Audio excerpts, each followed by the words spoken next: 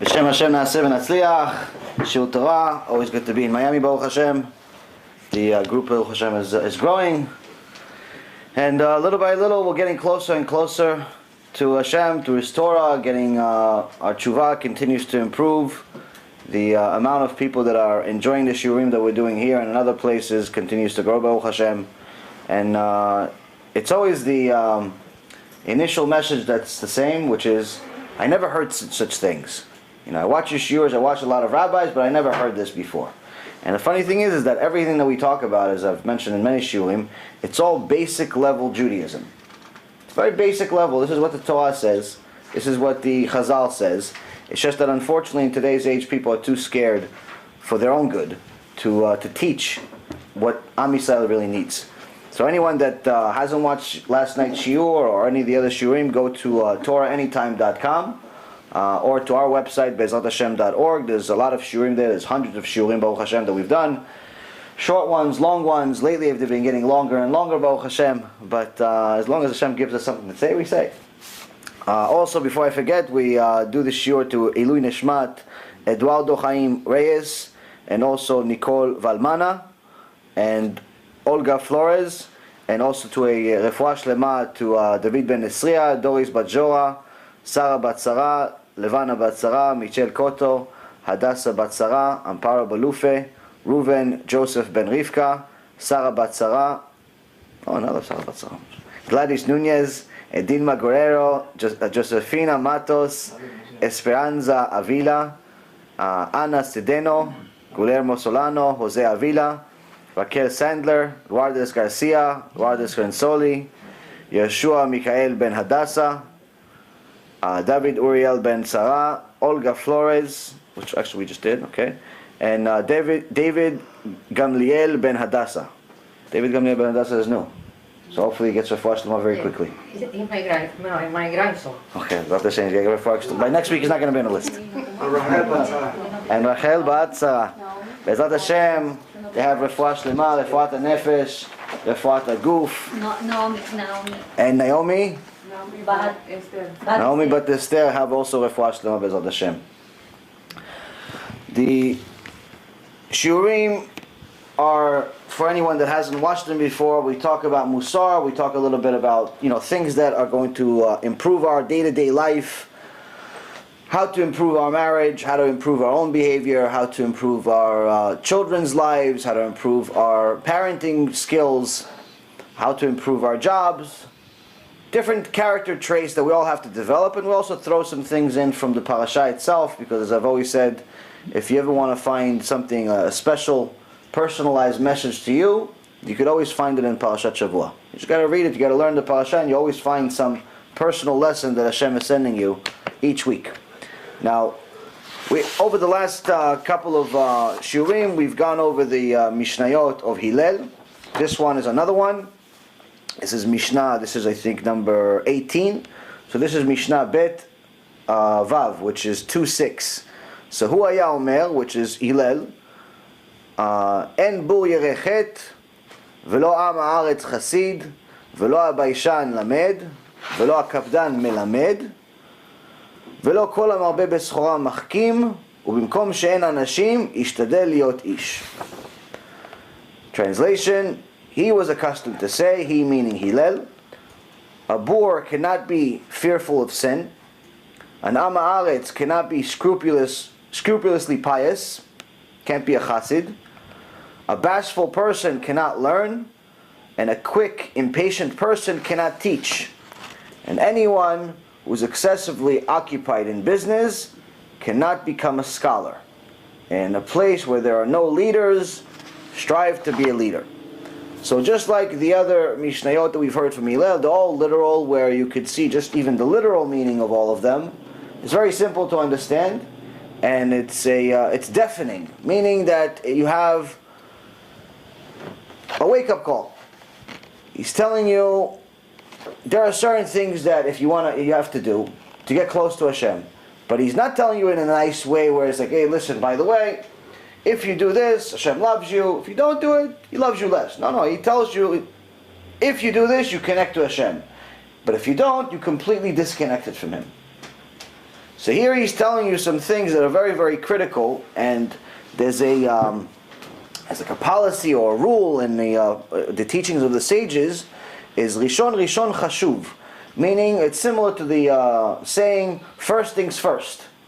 But in the Torah, it's Rishon Chashuv means the order of the words means what's the most important. So it's not that Hillel is just mentioning a bunch of things randomly, and it doesn't really matter which one is which. He's actually showing you that the first thing that he mentioned is the most important. Second thing is second most important.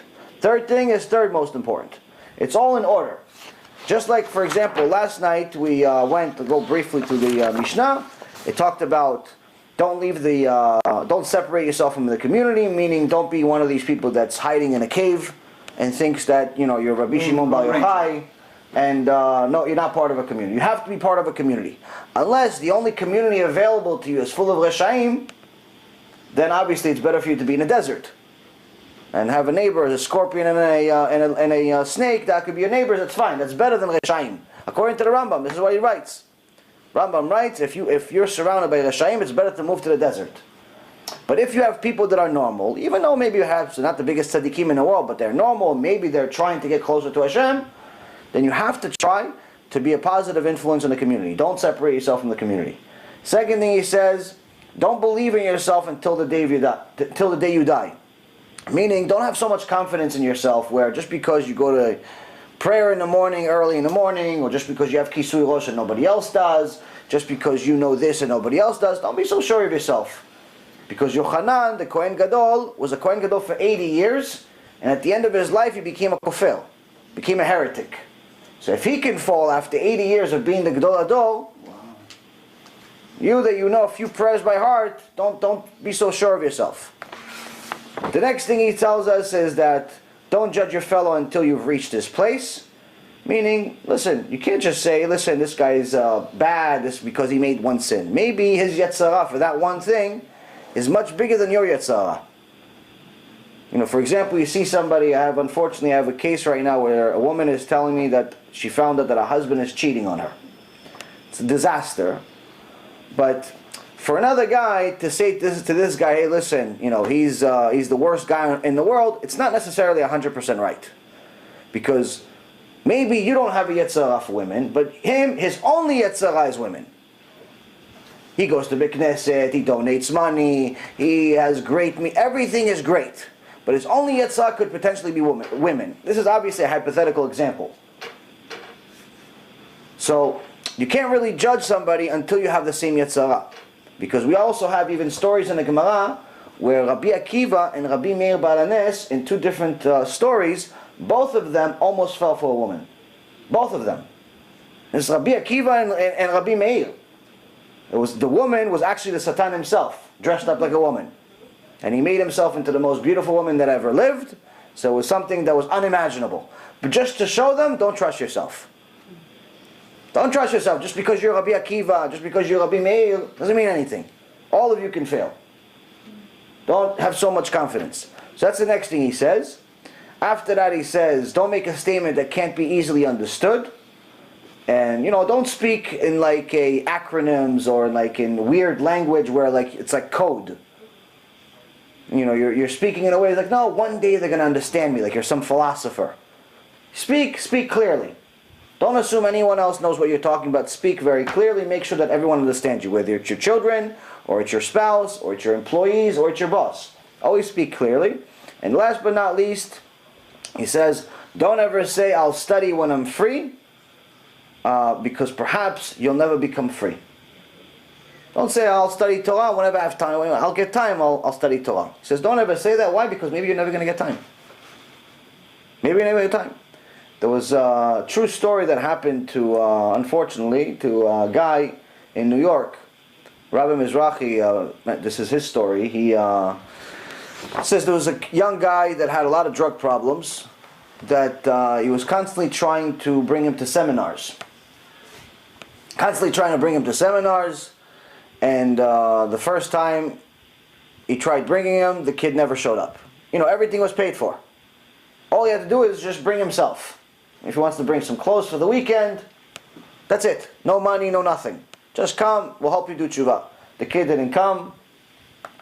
After the weekend was over, Rabbi Mizrahi contacted him and says, no, what happened? How come you didn't come? We paid for you. We made sure you had a reserved room, which takes a spot of somebody else. Oh, I'm sorry, Kvod Harav, I'm sorry. Next one I'm going to come. Next one I'm going to come. Okay. It's not a seminar every week. It takes months. So a few months pass. He's like, no, you're going to come to this seminar? It's like, this one I'm definitely coming.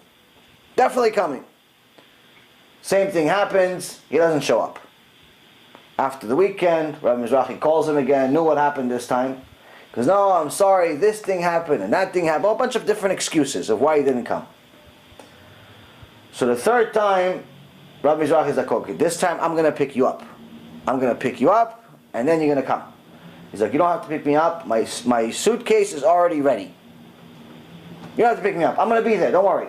This time I'm not going to fool around. I'm coming this time. Shabbat's about to come in. Rabbi Mizrahi and all the other guests are in the hotel. And he's looking at the clock and the kid's still not there. Shabbat's in. So he's like, maybe whatever, he's secular. Maybe he's going to drive on Shabbat and just come here anyway. Nothing. Friday passes. Shabbat passes. The kid's not there. Motzei Shabbat. Calls him. No answer. Eventually on Sunday night after the seminar is over, he calls a mutual friend of this kid. Did you hear from him? It's like, you don't want to know. Why you don't want to know? They found his body on his couch after overdose. And he had a suitcase right next to his, ready for the seminar, right next to the couch. He was ready for the seminar, but he took some drugs before, and Hashem Elachem. So, this is obviously a real story, it's a shocking story, but the reality of the story is that it also puts this Mishnah in perspective. There's a few different things, there's a few different Mishnah that it connects to. Number one, there's one Mishnah where it says, don't say, don't say that you're going to make a sin today and then you're going to do tshuva, you're going to make a sin today and then you do tshuva. Because then Shemaim gets, in heaven they get very angry about that and they won't let you do tshuva. Somebody says, I'm going to come, do tshuva, and you waste everybody's time, you're not going to do tshuva. It's a very, very serious sin in Shemaim. That's number one. Number two, don't assume that you have tomorrow. No, tomorrow I'm going to study. Next week I'm going to study. Tomorrow I'm going to do this. Next week I'm going to do this. Hashem is ready today. Why aren't you? If you had a meeting with, some president of your company, president of the country you live in, he says, listen, I want to meet you tomorrow at 8 o'clock in the morning. I tell him, listen, you know what? It's a little too early for me. Can we meet at 11? How about this? I'm actually kind of busy for you, Mr. President. Can we meet next week? You're not going to tell him that. Why? Because it's the president, because it's your boss, because it's somebody important. But the King of Kings, we treat him like he's one of our buddies. So, Hillel is telling us here that we can't treat Hashem like he's one of our buddies, but he also put it in a similar order. Why did he put the studying part as last? Because in the beginning he told you, first of all, you have to make sure that you're part of a community. Community can strengthen you. If you have a quality community, it can strengthen you. If it's a weak community, then you have to leave and you get a better one. But if you're a good quality community, it can strengthen you. But after you get strong, don't get too overconfident. Don't get overconfident. Because if you're overconfident, you're going to end up judging people. You're going to be very judgmental on other people when really you've never had their test.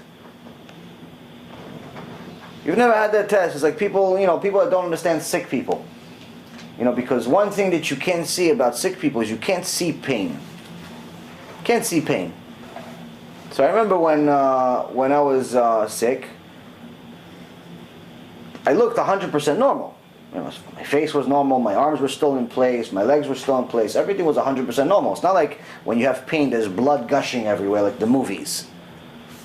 And people would look at it like, what's wrong? Like they wouldn't understand why can't he walk? Why can't he do this? Why can't he do that? Why does he scream every few minutes? Like people don't get it.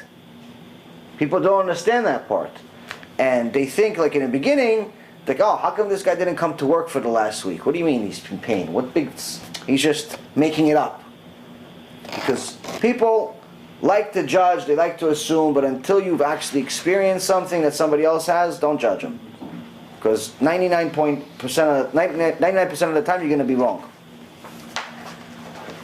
Also, when you say things, say them very clearly. And last but not least, don't procrastinate when it comes to Torah. Now the reason why he says don't procrastinate when it comes to Torah last is to remind you that all of these things that you have, these are all foundational things, but the only way you're actually ever going to get to the point of even realizing that these are things you need is if you're not one of those people that procrastinates when it comes to Torah. If Torah is priority in your life, then you have a shot. Then you have a shot of connecting to Hashem, then you have a good shot of succeeding in it, then you have a good shot of being a decent human being that your community is going to enjoy, then you're going to be, somebody that people want to be next to.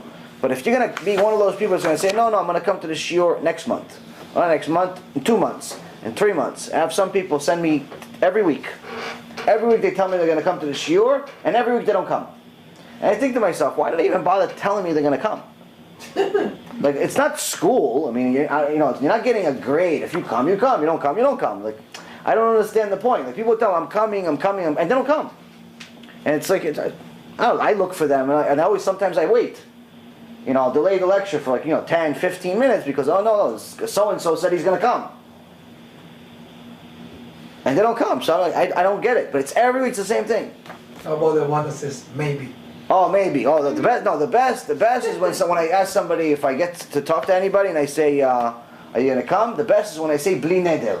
Bli neder. They say no, without a swear. Anyone says that to you, it's 100% no. It's just a polite way of saying no. That's the bli neder pretty much means no. But that's what he's actually telling you in the Mishnah. Don't speak in from two sides of your mouth. Say you don't want to come, don't come. You're gonna come, come. You want to do tshuva, do tshuva. Don't play. I had another guy send me an email the other day saying, if you prove to me X, Y, Z, I'm gonna start eating kosher. Why? Why do you need me to prove you anything? Why do you need me to prove you anything? You want to find out, then find out. If it's that important you find out, why don't I have to prove it to you? If you want, there's plenty of books. I read them. You read them. Read them. Like, why? I work for you. And that's the thing. I mean, well, Hashem, we try. If we have the information accessible, we get it. We give it to people. But people are they're constantly putting the onus on you to make you responsible for their actions. So if I don't do it, if I don't take an hour of my day and give it to him to prove it to him that something happened, then he's not going to do it. Then he thinks that's okay. Like he's going to go up to Shammai and say, hey God, listen, I asked Yaron to prove to me that prove to me that you exist. You didn't do it, so that's why I didn't keep Shabbat. You think it's going to actually help you in Shammai? You're going to get extra punishment for the stupidity. It's not going to work. So that's the thing. So it's really important for people to grow up a little bit and speak clearly, do what you actually say what you're going to do and do what you say. So here Hillel is in essence continuing the same ABCs, the same Aleph Bet of being close to Hashem, but mamash the very basic minimum. Even though some of these things seem like they're higher than us, in reality, this is all basic minimum. So this shouldn't discourage anyone, we're not at the basic minimum. This should just tell you, okay, this is where I need to be. There's a famous saying, Lo pashut liot Yehudi pashut. It's not simple to be a simple Jew. What's a simple Jew though? A simple Jew is a Jew that follows all of the Torah. In today's world, that's not so simple. Simple Jew to follow the entire Shulchan Aruch. For us, we don't even know the whole Shulchan Aruch to know if we're even following it. But we need to know where to aim for. Someone that wants to be successful in something, first they have to find out what it is to decide of whether they can even do it. Or you can even imagine it. Someone wants to fly, first they need to learn how to fly. Then they can decide if they want to actually be a pilot or just do it for fun. So, Hillel is telling us here, first thing first. En bur yirechet. A bur cannot be fearful of sin. So Rashi and the Rambam both comment on this. What is a bur? A bur is someone that's completely empty. It's a person that has no knowledge whatsoever of Torah, and also no good midot. He has no good character traits. And Rabbeinu Yonah says that he also doesn't even know how to behave basic level. Like even like a decent human being, he doesn't even know that. So a bor is someone that's completely hollow, like he has nothing in them. And Hillel is telling us, such a person can never be fearful of sin. He can never have the basic level connection that's required to connect to Hashem. The basic level connection to connect to Hashem is Yirat Shamayim, fear of Hashem. Shlomo HaMelech tells us, Reshit Chokhmah, Yirat Hashem. The beginning of wisdom is fear of Hashem. Beginning, once you fear Hashem, then you can say, I believe in Him. You can't say, I believe in Hashem and not be afraid of Him. Because to believe in something, you need to know what it is. I believe you're next to me, because I know what a human being looks like. I believe all of you are next to me, because I know what people look like. But if I said, I believe in aliens, okay, you probably not come to the shiur anymore. Unless I could show you, hey, listen, this is me and the alien in the last you. It's like, oh, okay, we believe in aliens too. But now, if someone says, I believe in God, that means that you need to know what God is. He's a creator. Anyone that has even a small understanding of what the creator is, what God is, a small understanding of what a human can understand, immediately they would become scared. Immediately. Why? Because if there's a creator, that means the creator is in charge of everything, including you, including the cells in your body, including the vision that you see, including the sounds that you hear,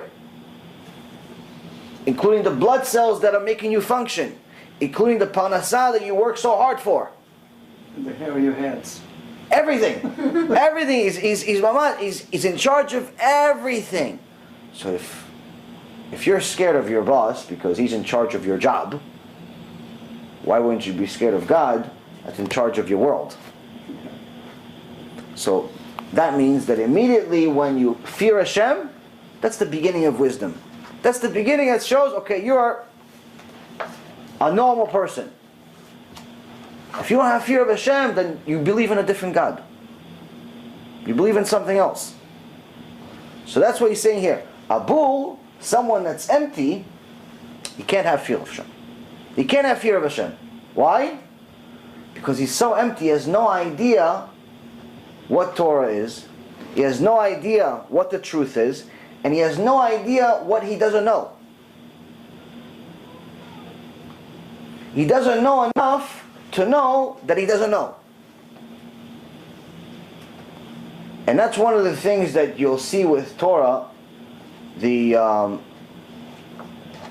sages will always use different analogies to compare Torah to light, Torah to a water, oil, and so on.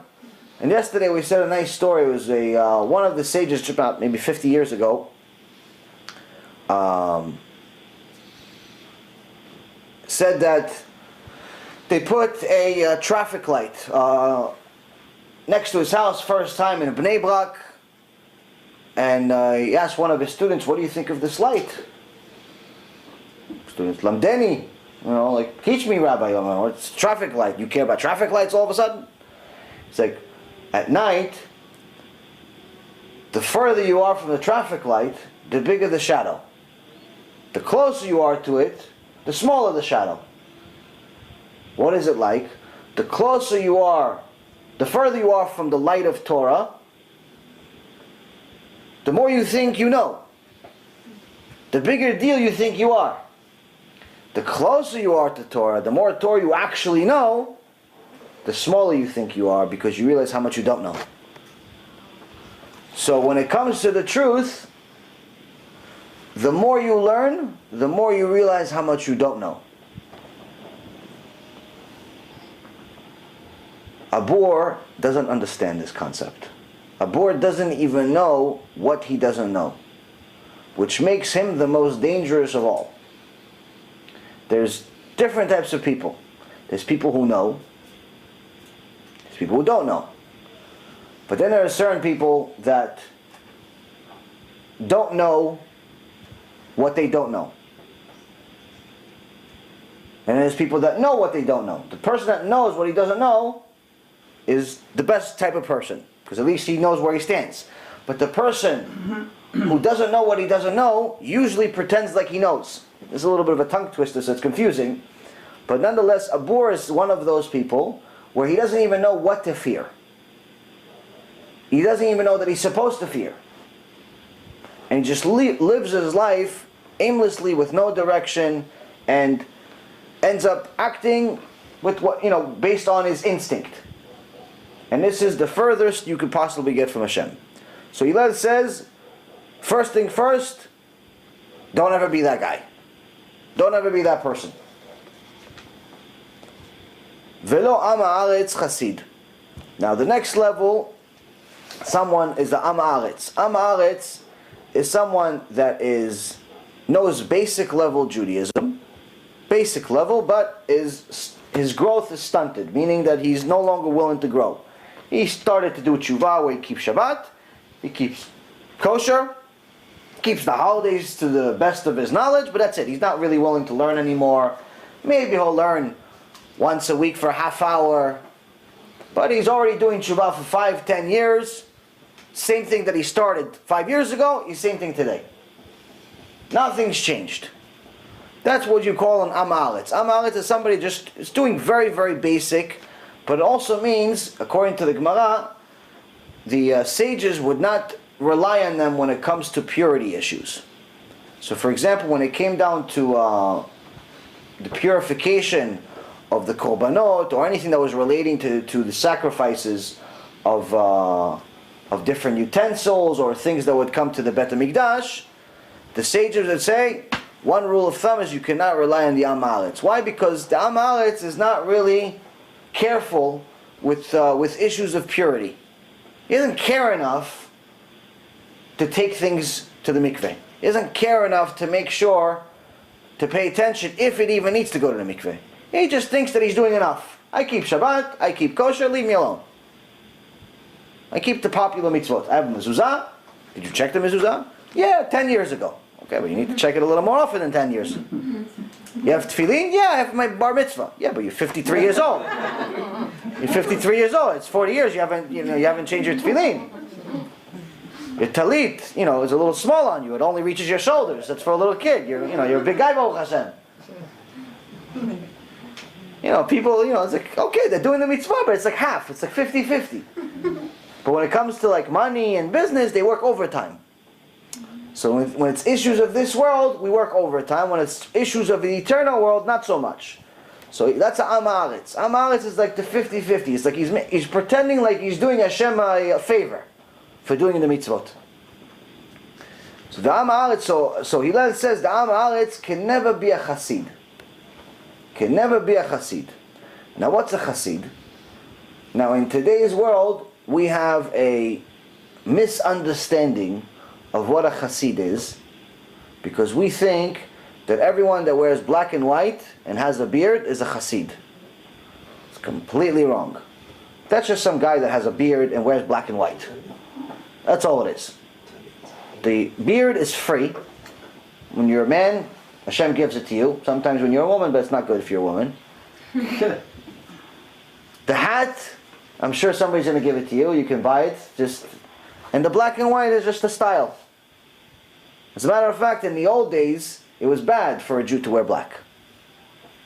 It's only in this past few generations that black and white became popular amongst Jews. But that does not make you a Chassid. Belonging to an organization like Chabad does not make you a Chassid. Belonging to Breslev does not make you a Chassid. Belonging to anything does not make you a Chassid. What makes you a Chassid is your actions. Now, the Torah gives us some teachings about what it means to be a Chassid. Now just like the Am HaAretz is someone that's just keeping very, very basic level mitzvot, but is not really careful with certain things, the Chassid is the exact opposite. The Chassid keeps all of the mitzvot, the entire Shulchan Aruch, but it's not enough for him. So he wants more. So he does extra stringencies. Amen. He does extra stringencies, please. Extra stringencies. Extra careful.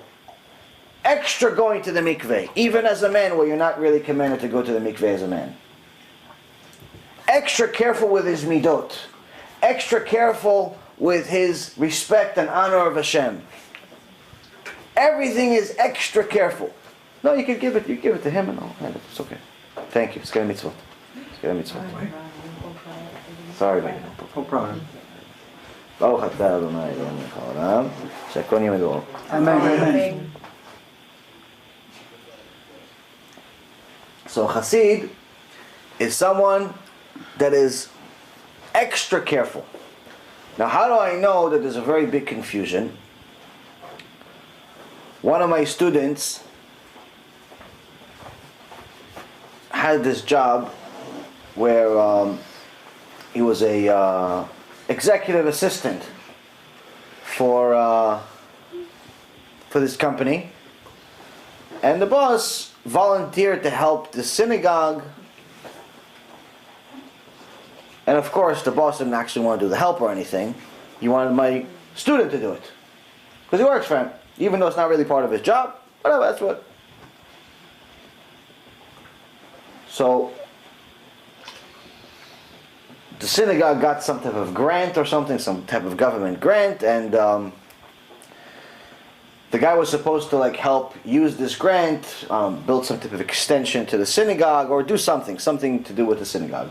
So anyway, so my student gets the project from his boss, and he calls the rabbi that heads the synagogue, and he says, "Hi, I'm from so-and-so, I'm here to help with the project."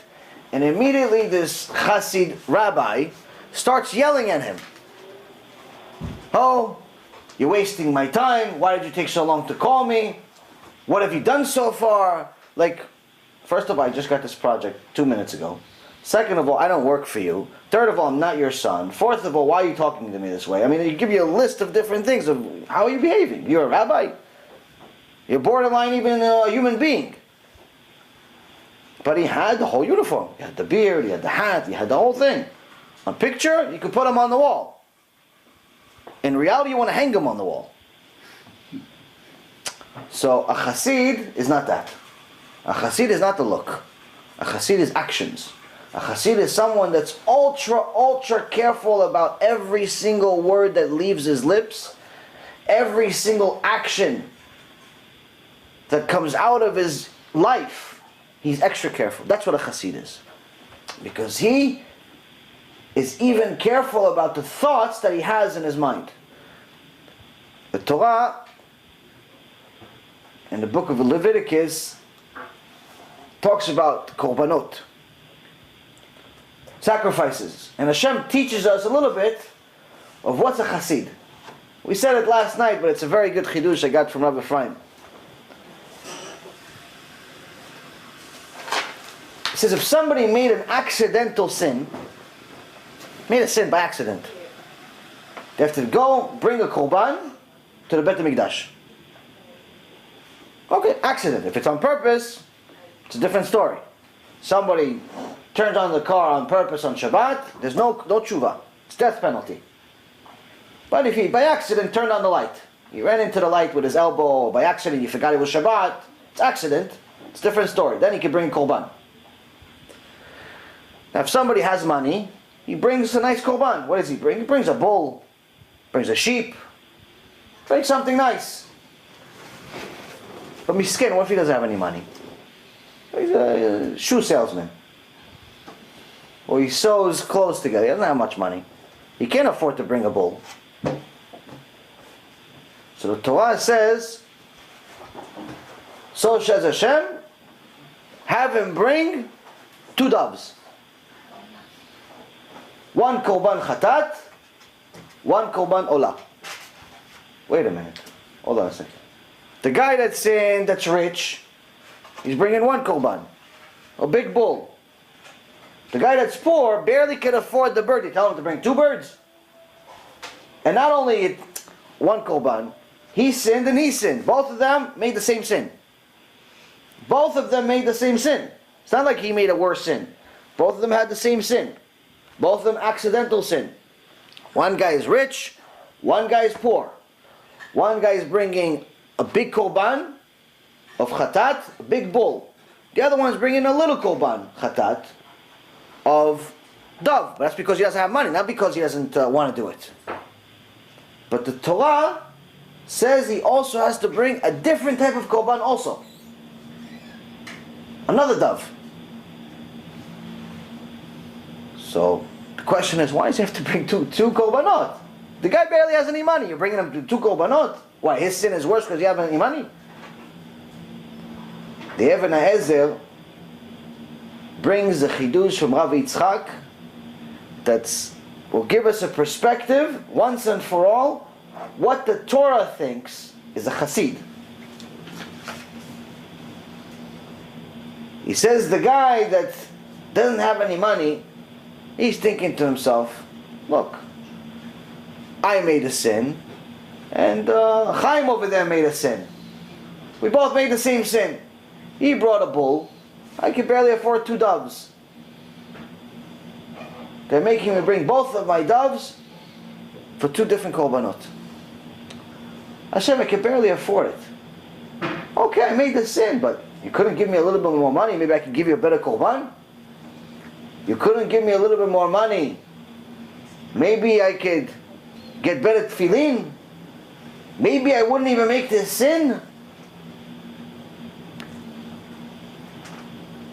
And Chazal says for that thought, that maybe Hashem made a mistake, you have to bring a korban.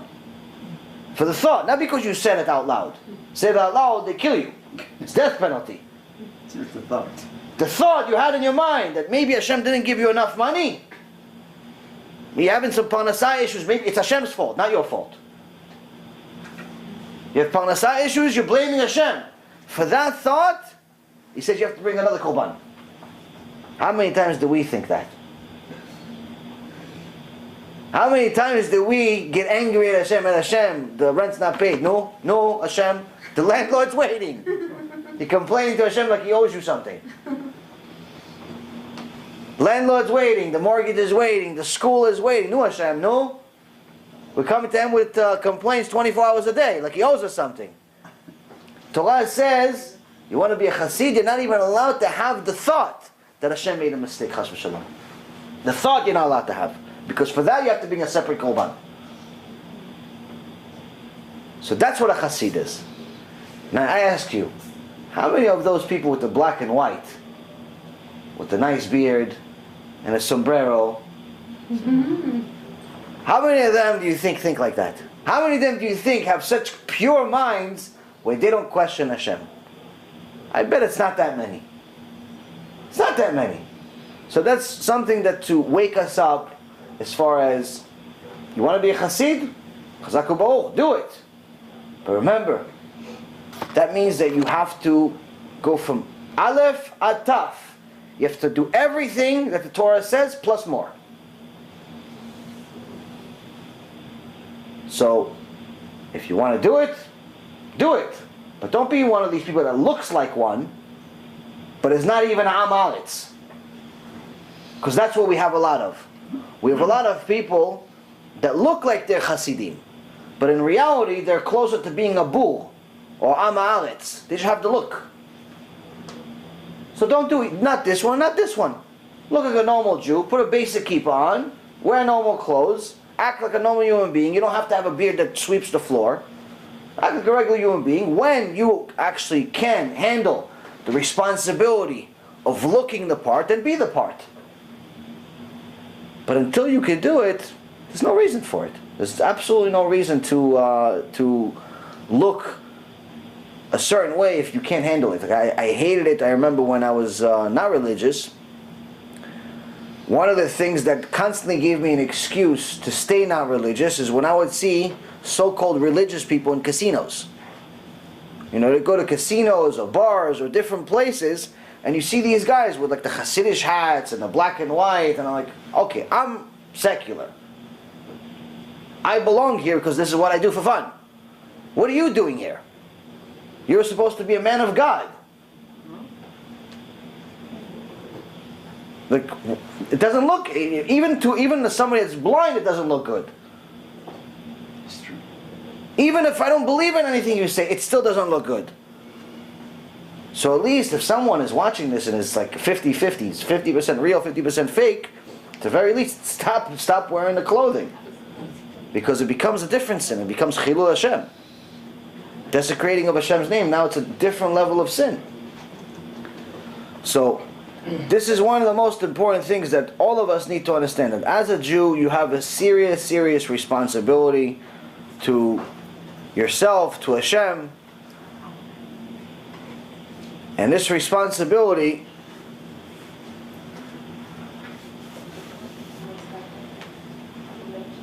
is to represent Hashem at all times.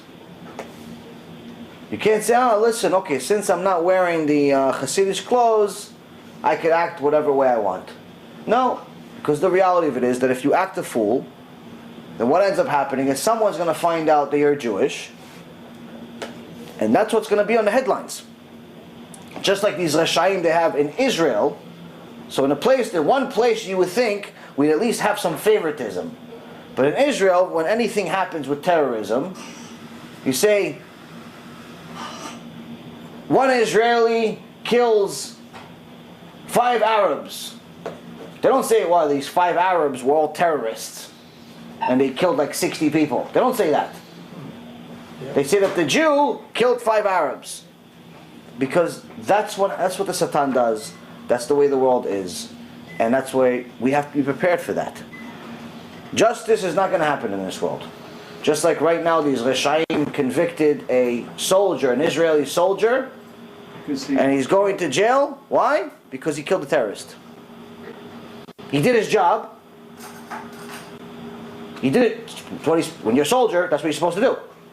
You're not supposed to throw rocks. You're supposed to shoot people when they try to kill other people. That's what soldiers do. A soldier that can't kill is not a soldier. It's a puppet.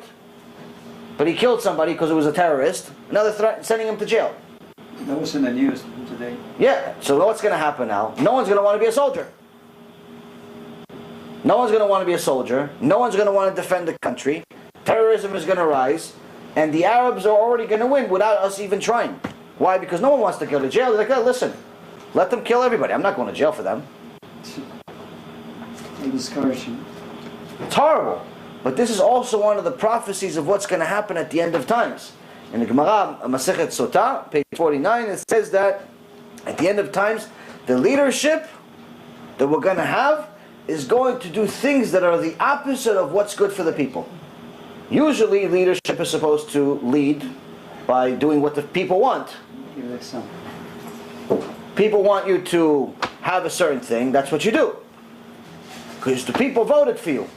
Here, it's saying that at the end of times, the leadership is going to do the opposite of what the people want.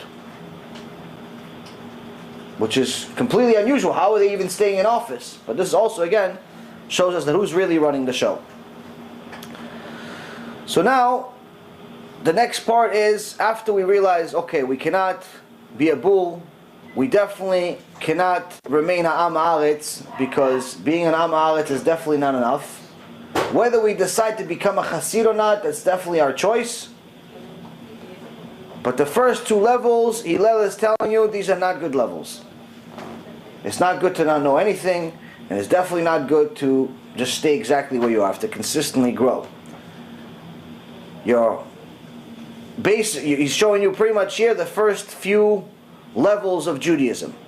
The worst, the middle, and the best. And he says, what's the next one? It says, V'lo ha'baishan lamid. And someone that's shy can never become a Talmid Chacham. He can never be a good student. Someone that's a baishan, someone that's shy to ask questions, he's in a very dangerous position that he doesn't even realize where he stands.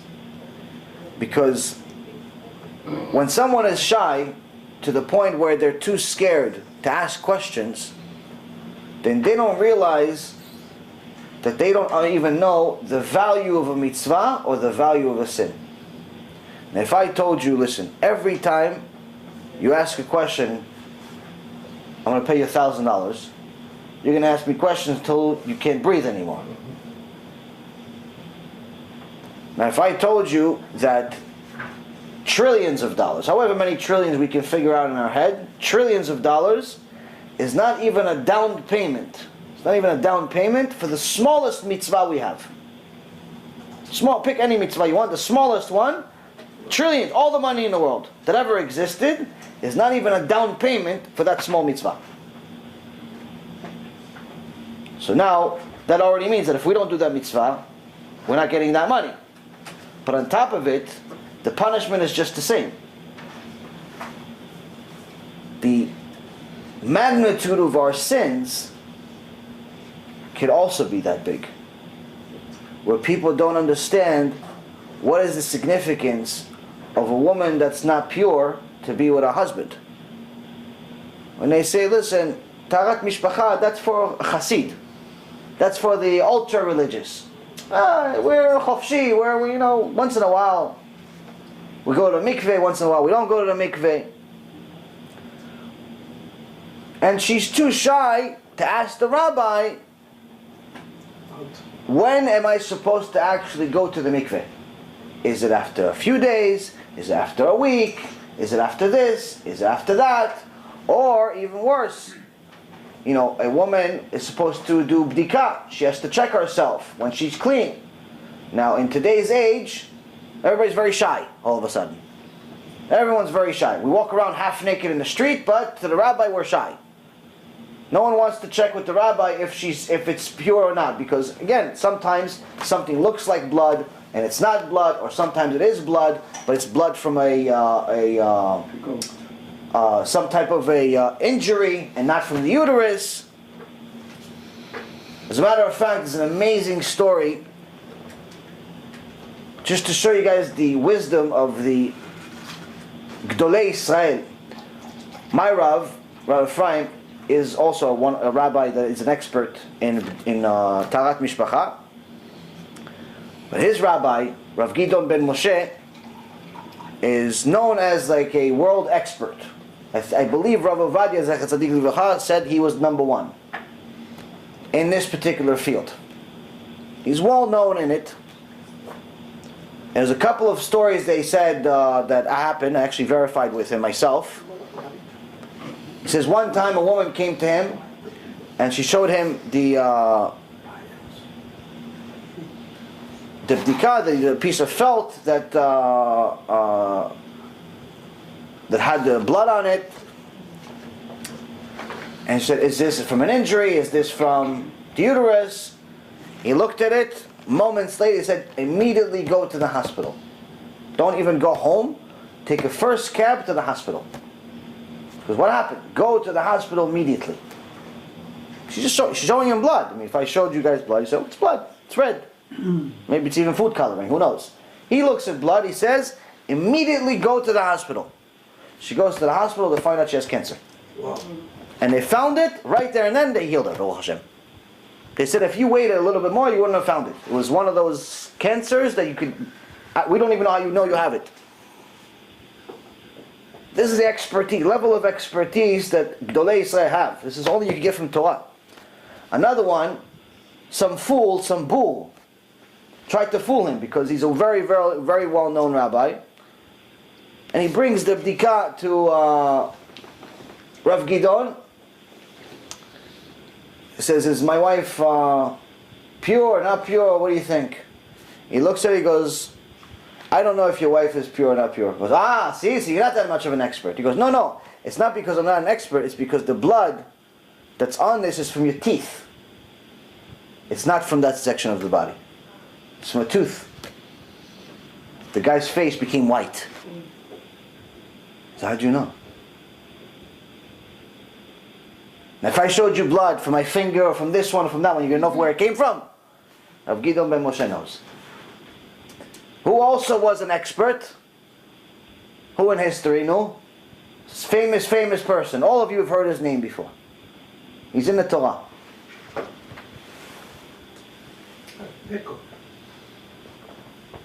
David HaMelech. David HaMelech. King David also did this. So he said in the Tehillim to Hashem, while all of these other kings are laughing and joking, all I want is to be with you, Hashem. He's proud of the job he has. What job did he have as the king? That was actually his job. He would make sure that all of the women are pure to be with their husband. Now, if a woman is too embarrassed to ask the rabbi, is she allowed to a husband, not allowed to a husband, then she could be making the biggest sin she could possibly make. According to the Torah, a man that's with his wife when she's not pure, it's a bigger sin than incest. It's a bigger sin than being with his mother. So it's very, very important for a woman to know when she's clean, when she's not clean. It's very important for the man to know how significant it is. Guys don't think much of this stuff. Like, okay, she has a period, she doesn't have a period, it doesn't really make a difference to me. As long as she says, yes, I'm okay. This is a problem. So when you're too shy to ask questions, too shy to go to the rabbi, it can lead to problems.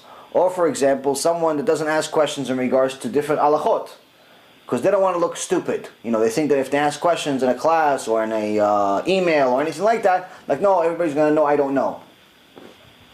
It's better to look like a drunk your entire life in this world than to be a sinner in Hashem's world for even 1 second. So, the person that's too shy to ask questions, it's not showing that he's wise. It's the opposite. It's ignorant. It's showing that you're ignorant. You don't realize how you're putting everything on the line. What? Just to show that. What are you showing exactly? You're not showing anything. So the reality of it is that if you have questions, you have to make sure to ask as many questions as possible until you know. You have books, you have rabbis, you have a million different ways to learn Torah today. So there's never a reason to ever be too shy and thinking, no, it's not right. I even have people, I had one woman that will even ask me certain things about intimacy. And Baruch Hashem, she says, listen, I ask you because you don't know who I am, you don't know what I look like, so I feel comfortable that way at least. And generally I forward all the women to my wife to deal with. But there's certain people that will ask questions, they only want to deal with the rabbi, or sometimes they want to deal just with the rabbinate. But the point is that people will ask questions. I applaud those people.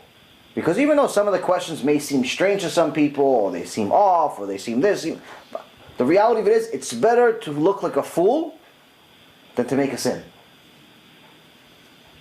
And people ask all types of questions because unfortunately there's a lot of confusion out there. People don't know anything. And rabbis don't want to talk about it. Talking about intimacy is impossible for people. The fact that we made a shiur about wasting seed is like groundbreaking. People think it's like such a big deal. In reality, it's in so many books in Chazal that it's not like there's nothing groundbreaking about it. Or talking Mussar, telling people, listen, you sin, you get punished. You do mitzvah, you get rewarded. That's become like a chidush. So the reality of it is that we have to ask questions. We have to put people in a situation. Tell them, listen, if you're learning Torah, you need to have an answer. If you don't have an answer, then get me the answer. If not, why are you a rabbi? What are you learning all day? To learn about the next world is not going to help you. I need to learn about this world so I can survive. I had these 3 yeshiva boys come to my shiur last night, and they told me that, they came here for a week to be at a they're in yeshiva in New York, but they came here for a break to be in a yeshiva here. And they said, listen, we're in yeshiva over here, but it's a very strange place. I told him, why? It's yeshiva. He goes, yeah, but all they do is learn about the next world. I'm like, what do you mean they all learn? Because all they do is they learn about different mystical things that could happen in this mystical world. And I said, okay, what about this world? Like, nothing. I'm like, what? Nothing? Because not even once. I'm there for a week. Not one time did they mention this world. turning Judaism into some type of, comic book. As a matter of fact, it says in the Gemara Masechet Chagiga, from 12 to 15, but especially on 14, it specifically says you're not allowed to teach those types of things to just anyone. And even if you teach it, it only has to be one-on-one. Can't teach it to a class. So then the Gemara says, yeah, but there's plenty of people that do teach it. So they're going against the Torah. How could Hashem allow this? He says, oh, that's because no one understands what they're talking about anyway. So you have a class full of young kids, they all come there to learn Torah. You tell them about different Maaseh Merkava, Maaseh Bereshit, all different types of mystical things that are happening, but it's beyond all of our intellect, including the teacher. What happens? No one understands what's going on. Everybody wasted their time, but everybody thinks they're a Hasid at the end of the day. The beard grew a little longer, the hat got a little bigger and a little darker, the suit, it looks like a little more worn out, so you look like you're special. No one knows anything. No one has improved anything, but everyone thinks they already know more about the next world. Hashem allows it because they don't know what they're talking about anyway. If someone wants to be righteous, they'll find a way. That's not the way. You don't become righteous by learning about worlds that we don't even know anything about yet. Rabbi, excuse me. Yeah. I listen, you said it's better to look drunk in this world than to have a sin in Hashem's world? Yes. Is that how you say it? It's better to look drunk your whole life in this world Your whole life, yeah, that's what I want, yeah. than to be a sinner in Hashem's world for 1 second. So then the next part is that Hillel mentions to us, Velo akapdan melamed. Someone that's going to teach, not just someone that's a rabbi, but also someone that's a manager of employees, someone that's a parent, has children, someone that's in a position that he's going to teach other people, he has a group of people. Rule number 1 of being a teacher, you must be patient. You must be patient. Because it says here, an impatient person cannot teach. You can't. Why? Because people are going to get on your nerves after a while. They're going to ask you the same question 15 times. They're going to interrupt you while you're talking, while you're making a point. They're going to run into the camera. They're going to move their chairs. They're going to do this. And if you're a hothead, you're not going to survive. And what's going to happen? They're going to take it, instead of them coming to learn Torah, they're not going to want to learn Torah ever again. Because if you're going to start yelling at them, hey, don't act like this, don't act like that, they're like, oh, if that's what the Torah is, I don't want to learn that. I'd behave better than him without Torah. So first and foremost, if you're going to teach, if you're going to be a parent, if you're going to be a teacher, if you're going to be anyone that teaches in any way, shape, or form, you have to know you have to develop patience. And people will test you. People will test you. I have one student, Baruch Hashem, for 2.5 years. He's late to practically every single shiur. Baruch Hashem, he comes every week, but he's late every single time. But he's not your typical person that's late. Typical person that's late comes in, sits down, and becomes like a little bit of a background. He tries to escape. He doesn't want everyone to look at him that he's late. No, my student, Tzaddik. It's funny though. He comes in and he starts giving everybody drinks, and then he opens the bags of potato chips, and he makes so much noise. He makes so much noise that it's like sometimes I have to stop. I have to wait. I'm like, okay, I'll wait for you. I'll wait for you. It drives me crazy. But what am I gonna do? He comes to the shiur. Baruch Hashem, come to the shiur. Sit down. I tell him all the time. You help me work on my midot. You help me work on my midot. Roy, Yeah. in this market, the same midot. If you have the time, you told us before that the person that gets angry, it's the same as an idol worshiper. Angry, yes. So now I remember a story of Hillel. I don't know if you know. Oh, Ken, Hillel, Ken. The bets. I mean, Ken, 400 zoos, yes. Yes. 400 zoos. That one, yeah. So, Velo Kapdan Melamed, it says that if you're going to end up being a teacher, you have to be a very, very patient person. And one of the things that Hillel was known for, as Fidel just reminded me, is that Hillel was known for his midot. Why are we having Hillel here say all these Mishnayot? Because Hillel was known as one of, literally a perfect human being. You can never get him angry. To such an extent that it was known that you can never get Hillel angry. So these two guys, these two bulls, had a bet. Like, I bet you 400 zuz that I can get Hillel angry. 400 zuz is like thousands and thousands of dollars in today's world. So the guy says, no problem, he takes the bet on. So what does the guy do? He goes in front of Hillel's house on Friday afternoon. In those days, it wasn't like, in order to get your bath ready, it's not like today, you turn on the water, it's hot in 10 seconds. Back then, you had to heat the water, you had to prepare everything, you had to get the water. It's a big deal. So he goes in front of Hillel's house, says, Mi kan Hillel, mi kan Hillel. Who here is Hillel? Like he doesn't know. Hillel is Gdol Adol. It's like a Le'avdi, L'Minyan Avdalo, but it's like going in front of the White House saying, who's Trump? Who's Trump? He's saying, who's Hillel here? Who's he? Like he doesn't know. So Hillel hears the name, immediately gets out of the bath, puts the robe on, runs outside. Let me see who I can help. Who I can help. It's pressure. It's Friday afternoon. Fridays are never easy for any Jew. Even though Hillel, it says in the Gemara, you already started preparing for Shabbat on Sunday. On Sunday, he's already prepared for Shabbat. Wow. The whole week, both him and Shammai would buy things for Shabbat. They would buy the best thing, they'd buy it on the spot and keep it for Shabbat. And if, let's say, for example, it was the best chicken, but then they found a better chicken, so they'd buy the best chicken, and then they would eat the chicken they already bought during the week, and they would keep the best one for Shabbat. Wow. So the whole week, from Sunday, they're already preparing for Shabbat. So now Hillel runs out of the bath and says, yes, how can I help you? And this bull says, oh, you're Hillel. Yes, how can I help you? Yes. Why do Asian people have slanted eyes?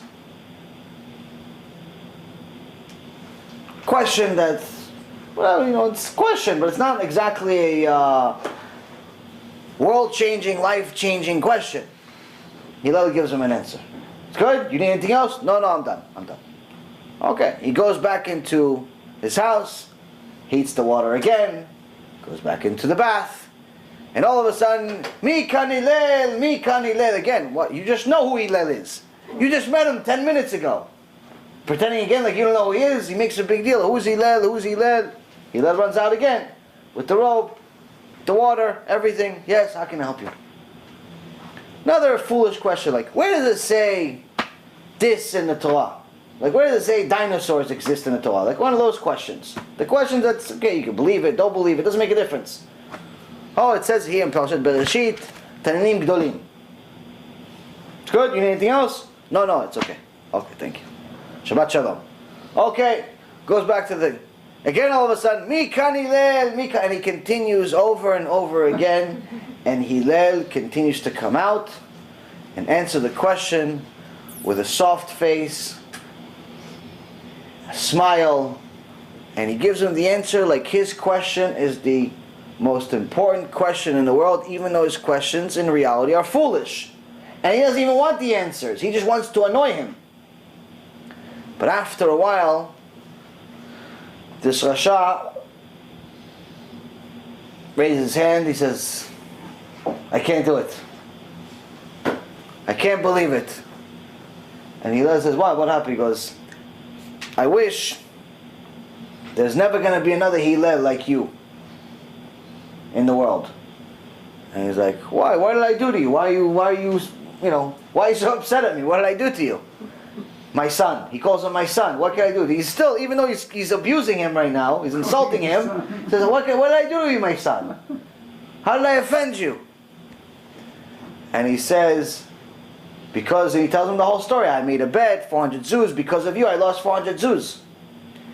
And Hillel says, it's better that you lose 400 zuz than I be angry for even a second.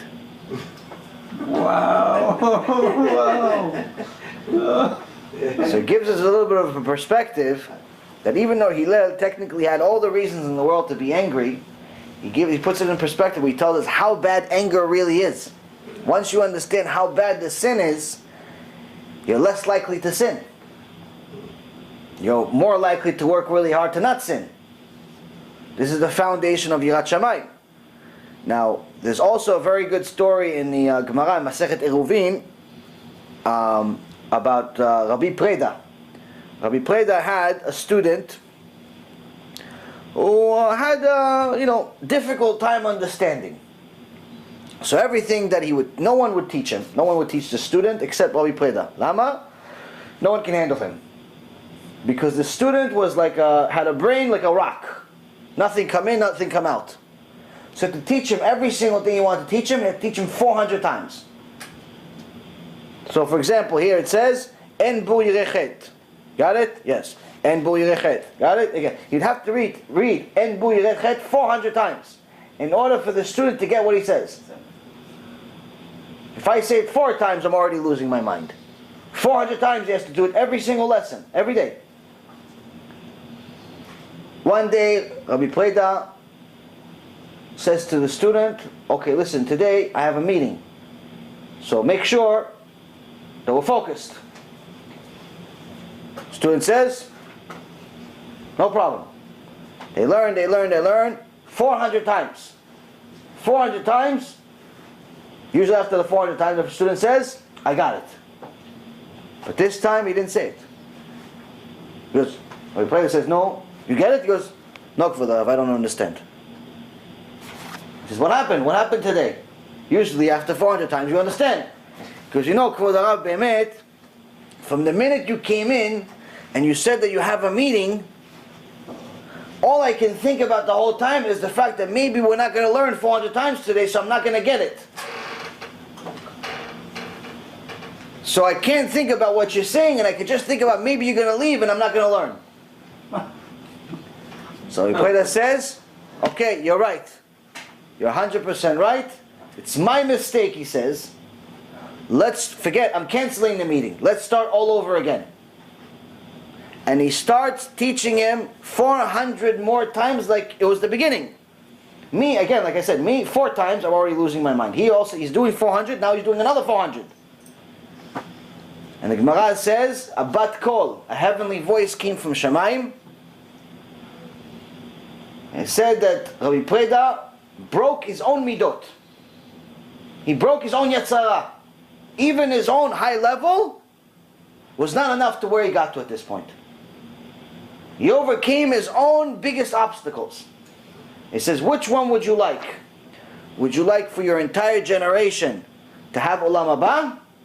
Or would you like to live 400 more years for each time you taught him? He says, I want my entire generation to have Olam Haba. And Hashem says, you'll have both. Wow.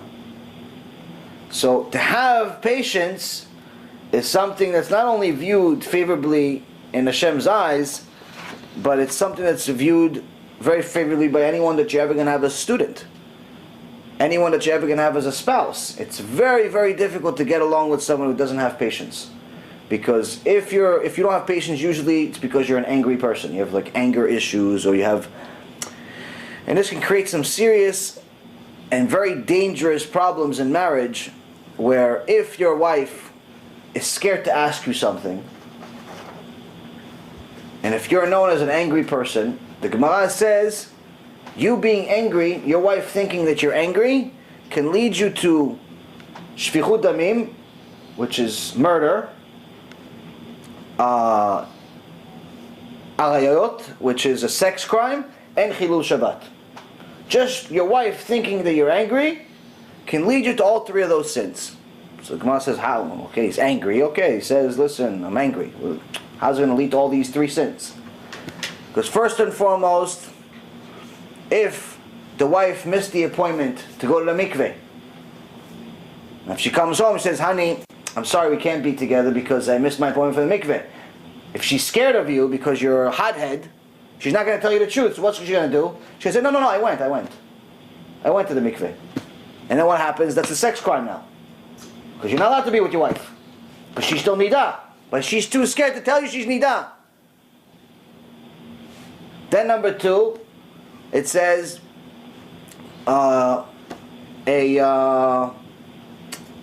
spilling blood. How? The wife is running, she's supposed to go to the mikveh, she cooked, she cleaned, she did everything she had to do, but now she has to run to the mikveh, and now she's so scared that she's going to miss it because of your anger issues at home, that she falls and hurts herself.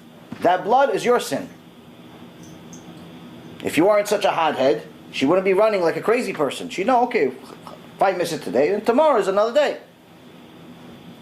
He's an adult, he can handle himself. Third is Shabbat. How does it get to Shabbat? He says the wife ran late, but she's too scared to tell you that she didn't prepare everything before Shabbat, or perhaps the plata didn't work. By the time you come from she's scared that if by the time you come back from the Knesset, the food's going to be cold. So what does she do? She cooks on Shabbat. Without telling you. She's telling, no, this is ready. To you, everything is perfect. But to her, she just violated Shabbat for you. It's your sin. The husband's sin. It's not her fault. Poor lady is living in fear. So anger is not just bad as far as the Avodah Zarah, it destroys everything. Now, there's actually a famous story that actually happened in Israel, 30-something years ago. There was a young guy that tried robbing an older lady, and when he tried ripping her purse off from her arms, she fell, hit her head and died. Now this was very uncommon in Israel in those days. In America, unfortunately, stuff like that happens often, but in Israel it's very uncommon. So it was a big deal when this happened.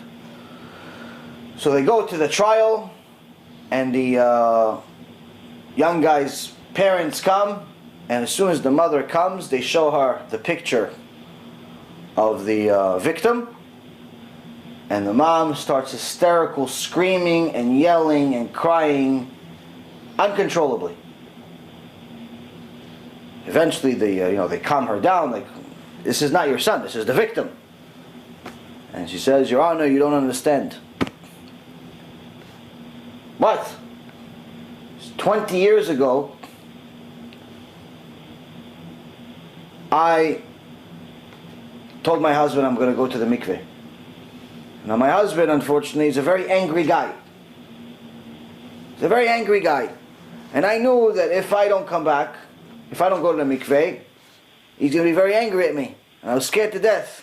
But I had to fix the house, I had to do everything, take care of everything. By the time I got to the mikveh on Friday night, I got to the mikveh, the woman just closed the door, and I begged her, please, let me in, let me just go in, I'll be really quick.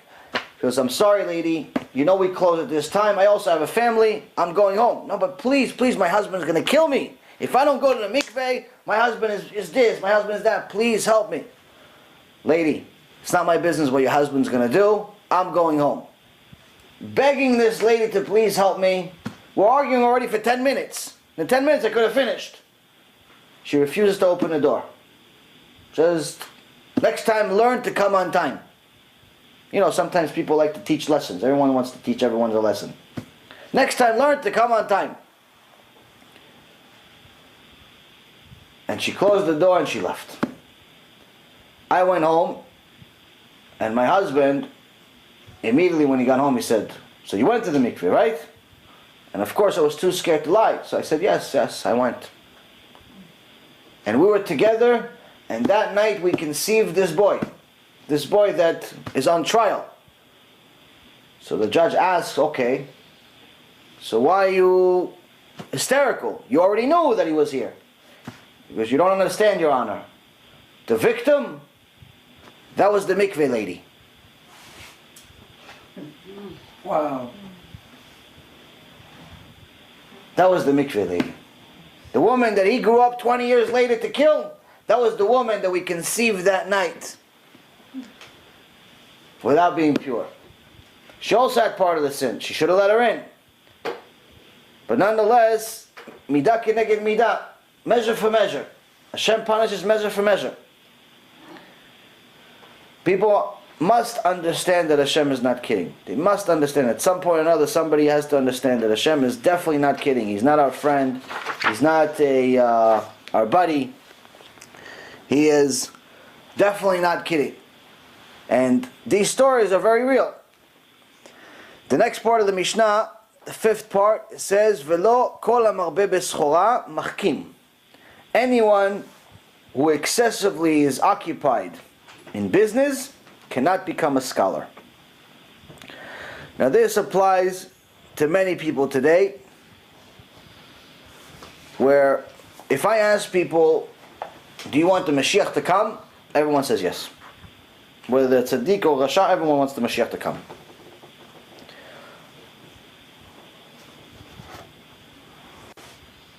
The reality of it is that most people don't really understand what happens once the Mashiach comes. Now there's a Tehillim that you read in your prayer. You know, most of prayer in your Siddur is Tehillim, Psalms. So there's a Tehillim where it says, Uba leTzion Goel leshaveh pesha beYaakov. And the Goel, the Mashiach, will come to save, to bring salvation to those that stop making sins. To those people that did tshuva. Meaning, who's the Mashiach coming to help? Who's David HaMelech writing about? He says this is what's going to happen when the Mashiach comes. Mashiach is going to come to save who? To save the people that did tshuva. Not to save the Rashayim. Not to save the people that are still sinners. Not to save the people that are still driving on Shabbat. Not to save the people that are still not keeping kosher. No. He's there to save the people that stop sinning. People that did tshuva. If someone didn't do tshuva, the Mashiach is not good for them. They should read Tehillim for him not to come. Because according to the Gemara, Masechet Avodah Zarah, once the Mashiach comes, there's no more conversion, there's no more tshuva. Whatever you are, you are. If you are taking your time, no, I'll do tshuva next week, I'll do tshuva next year, I'll do tshuva next century, I'll do tshuva next Gilgul, I'll become modest then, maybe then I'll start covering my hair, maybe then I'll start wearing a skirt, maybe then I'll start wearing a kippah, maybe then I'll start studying, maybe. Okay, Mashiach comes, maybe ran out. Time ran out. There's no more conversion, there's no more tshuva. And it specifically says in Psalms, he's here to save the people that did tshuva. This is also one of the best arguments against Christianity. Because Christians claim that their guy that died 2,000 years ago, which some people doubt he even existed, but the point is they say he died, and now you don't have to do anything. Because he died for your sins. So why does David HaMelech say that the only people he's going to save are people that stop sinning? This contradicts itself. If it didn't matter that you're sinning, why is David HaMelech telling you that he's only going to save if you stop sinning? So there's 1.5 million arguments against Christianity. This is just one of many. But nonetheless, this teaches us something very important. Most of us want the Mashiach to come, but at the same time we want to still enjoy this world. It's like somebody that says, I want to finish the entire Gemara, the entire Shas, overnight. But I want to sleep too. You know, if you're a Talmid Chacham, you finish the Gemara once every 7 years. If you're a big time serious scholar, you can finish it in a much shorter period of time. I know somebody that can finish the Gemara, the whole Shas, in 2 months. This is absolutely not normal. You finish it even once in your life, it's already a big deal. But the point is that if you're a matmid, if you're dedicated, you could achieve many, many things. If you're serious about tshuva, you can become a chassid, you can become a tzaddik, you can become a lot of good things. But if you're constantly procrastinating everything to next week, and next month, and next year, and next century, and next life, and the next life after that maybe, you already lost the battle. So one of the best excuses that I hear all the time, that people tell me why they don't come to the shiur, or why they haven't had the lecture yet, or why they can't keep Shabbat, or why they can't do this and why can't they do that, the most common excuse is what? I gotta work. I gotta work. My job, my parnasah, I have to work, that's why I can't keep Shabbat, because I have to work on Shabbat. I have to work, that's why I can't come to the shiur, I work very late. I have to work, that's why I'm too tired to watch this. I'm too tired to do that. Everything is work. Okay, so this is what they're going to do. He's telling you here, if work is a constant excuse, just know that to achieve any of these things we just mentioned is impossible. To even be a basic level Jew is not possible if your priority is your job is number one. If your job and money is your number one priority, your whole world is upside down. Yes, you need to work. Yes, you need to make parnasah. But you didn't come to this world to work and make parnasah. You came to this world to fulfill Hashem's will. You came to this world to gather mitzvot. Each mitzvah is a huge, priceless diamond. You're here to gather as many of them as possible. Work is to survive the material world. You didn't come to the world to build extensions to houses. You didn't come to the world to become a real estate tycoon. Came to the world to survive, but to fulfill Hashem's world, or to fulfill Hashem's will. Now, if you're excessively occupied in your business, not only are you not going to be able to become a scholar, but you're not even going to be able to work on any of your midot. Because if you're chasing money all day, when are you working on Mussar?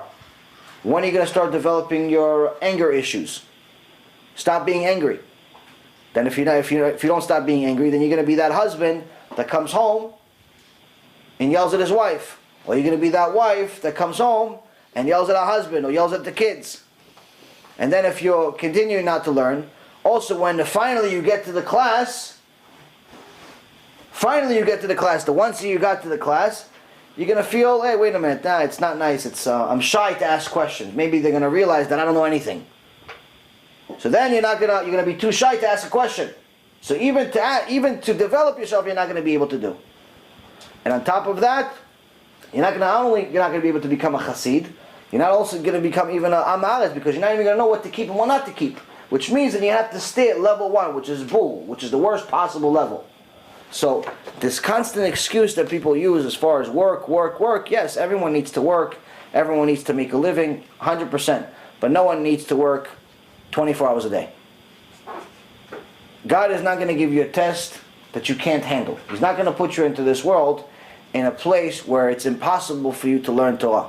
If Am Yisrael was able to learn Torah in a desert, if Avraham, Yitzchak, and Yaakov were able to learn Torah in a desert, if Am Yisrael was able to learn Torah while being slaves, if Am Yisrael was able to learn Torah through the pogroms, you could learn Torah right now. We live a very, very comfortable life. The reality of it is, low class today, the lower class today, is more equivalent to middle and upper class of previous generations. When we say, oh, I'm starving, that just means you haven't eaten for 2 hours.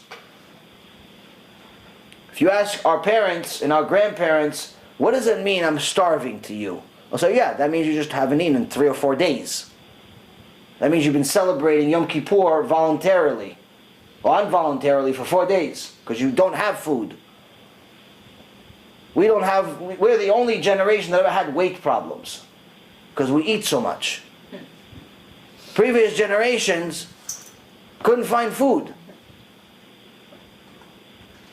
We have a very comfortable life, Baruch Hashem. But we can't use the reward that Hashem is giving us, this extra amazing reward in this world, against Him. And on top of that say, no, I can't wait for the Mashiach to come. It's not realistic. Rabbi, Yeah. question. I was told that if you get angry all the time, you can control your anger. Yeah. There's no way that you can pray for healing and get healed. Yes, when you're angry, it's very, very difficult to get closer to Hashem, because anger is considered in essence, it's considered idol worship. Because when someone is angry, they're angry because they think that the world is supposed to run according to their tune. It's supposed to run according to what they want, which means they think they're God. Like a mini God, but they think they're God. So Hashem says, if you think you're God, and I know I'm God, I can't be next to you, so pray to yourself. You understand? So this is something that is must work on. All of us have to work on it. All of us get angry. All of us lose our temper. It's not easy. It's not easy to work on any of these things that I tell you. But every shiur, it's not. I don't want anyone to misunderstand and think. Listen, by the end of the shiur, all of these things are going to be fixed because you listen to it. The point of every shiur is to pick something. Pick one thing out of the entire shiur. We talk for 2 hours, 3 hours, whatever we talk for. Pick one thing. That's what I'm going to work on this week. That's what I'm going to work on this month. If each time you have a shiur, you pick one thing that I say, one thing that the Torah says, and that's what you're going to work on, we've achieved something. But if you try to take everything on one, it's too much. But at the same token, if you take nothing, nothing's going to change. So, the last part of the Mishnah is something that's extremely relevant to all generations, but especially the one that we live in, which is b'makom she'en anashim ishtadel liot ish. The sage Hillel says, in a place where there are no leaders, strive to be a leader. What does it mean, ish? Ish is Adam Yireh Shamayim. The Rashi Tevot of Ish is 3 letters. Each one breaks down to one word, Adam Yireh Shamayim. Ish means, even though it means a person, it means a person that has fear of Hashem. That's who Hashem considers a Ish. If someone has Yirat Shamayim, that's my creation, that's my son. You don't have Yirat Shamayim, you're something else. You're also my creation, but we're not connected. So Hillel says, in a place where there's no Yirat Shamayim, you be the one that brings it there. Makom she'en anashim tishtadel liot ish. In a place where there's no leadership that teaches about Yirat Shamayim, teaches about the basic level of connecting to Hashem Yitbarach, then you be it. Don't wait for somebody else to come. You know what Yirat Shamayim is? Teach it. Get the book. Get the CD. Get people to wake up. Don't wait for the Mashiach to come. Once he comes, it's too late. There's no more once he comes. Your community is full of people that think that you could do whatever you want, like the Christians, and everything's going to be okay. Be the one that tells them, hey, by the way, the Torah says otherwise. You want proof? Look at half the Torah. Not one chapter, not one verse, not one paragraph. Half of the Torah talks about punishment. And it's not just punishment of that generation, it's punishment of future generations. Rabbi, Yeah. in the Talmud, I think it says that if you see a task that you know that need to be done, there is nobody else to do it. Okay. You are the man who's called to do it. Yes. Yes, I mean, listen, every task, every mitzvah that you have an opportunity to do, you should chase it and invest in it and do as much as you can.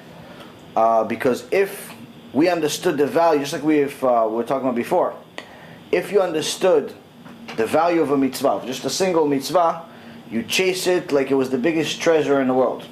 Like a precious diamond, you said. Right, and it's actually, Shlomo Melech says it in Proverbs. It's how do you get to a point of having Yirat Shamayim? How do you get to a point of having a real connection with Hashem? A lot of people ask this question. It's a very, very important question. So Shlomo Melech gives you a very simple instruction set. It says in chapter 2 of Proverbs, the first 7 verses. My child, if you accept my words and treasure my commandments with yourself, to make your ears attentive to wisdom, incline your heart to understanding, for only, this is verse 3, for only if you call out to understanding and give forth your voice to discernment, if you seek it as if it were silver, if you search for it as if it were hidden treasures, then you will understand the fear of Hashem, and then you will discover the knowledge of God. So here he's telling you in so many words, you want to get to Yirat Shamayim, you want to get to becoming not just a righteous person in your imagination, but a righteous person in reality. You want to get to Yirat Shamayim, you want to actually even get to a point of having knowledge of what God is. Chase each one of His mitzvot like you chase money. Chase each one of His mitzvot like you're chasing a treasure. You ever see these movies they have on, they'd say these people, these pirates are looking for treasures, they kill each other, they do this, they do that, they're all looking for this one treasure. Chase one mitzvah, simplest mitzvah in the world, just like each day chase the treasure, then you'll understand what Yirat Shamayim is. Then you'll understand knowledge of God. Then you'll understand the truth. Then you'll know why you're in this world. Now, when it says that when we're surrounded by people that do not have Yirat Shamayim, you're the one that's supposed to bring it there, to give us an understanding of what Yirat Shamayim can get to. We learned from Parashá HaShavua. In Parashá HaShavua, Parashat Vayigash, we continue the story of Yosef HaTzadik and his brothers. After they passed the test, Yosef HaTzadik in chapter 45, verse 3 says, and Joseph says to his brothers, I am Joseph, is my father still alive? But his brothers could not answer him because they were left disconcerted before him. ויאמר יוסף אל אחיו, אני יוסף, העוד אבי חי, ולא יכלו אחיו לענות אותו, כי נבהלו מפניו. It says they were petrified from his face. What do you mean petrified from his face? The Torah says he was a very, very handsome man. Why are they so petrified? So Chazal explains, they all died. From fear, they all died. And Hashem brought them back to life. Why they all died? Because the moment he told them, I am Yosef, Shtabach Shemo La'ad, Hashem gave them the knowledge of the entire story for the last 22 years of what actually happened. From the minute they threw him into the hole with the scorpions and the snakes, to how he was sold 4 different times, to how he was served in the house of Potiphar. He passed the test. He went to jail, he stayed in jail, became the viceroy, set up the entire country of Egypt in a way, just waiting for this day, for his brothers to come so he could welcome them. He made each one of the people in Egypt move from city to city. Not because he wanted just to annoy them. If you're a politician, you want people to like you. So Chazal asks, why do you keep moving everybody from city to city? In order to move everyone out of Goshen. So when eventually his brothers and his father come, it's free, there's no one there. So only his family can be in Goshen. They don't have any tarbut ra'ah, any bad influence from the Egyptians living next to them. You don't want to live next to bad influence. You want it to be like Bnei Brak. But he's already getting ready 10 years before. Where did he learn this from? He learned this from Yaakov Avinu. How do we know? When the brothers come back, same parasha, after obviously they embrace him and celebrate, they come back to their father and they tell Yaakov, your son Yosef is alive, and he's also the king of Egypt. Initially, Chazal says that Yaakov didn't believe them. You have the 11 tribes here, 11 out of the 12. Each one of them is like a Malach Hashem. It's an angel. You don't believe them? The old tzaddikim, kdoshim. When does he believe them? When he goes outside and he sees the cows. He sees the carriages, the wagons, and the cows. Well, he believes the cows more than he believes the sun. So what happens? when they told him Yosef is alive, Yosef Chai, they mean that Yosef is not just alive, meaning he's still righteous. Because Torah says a wicked person is even dead in this world. He's alive physically, but in Hashem's eyes, he's considered dead. Someone that's not complying with Torah is considered dead in Hashem's eyes. Just assisting. Right. What a righteous person is alive forever.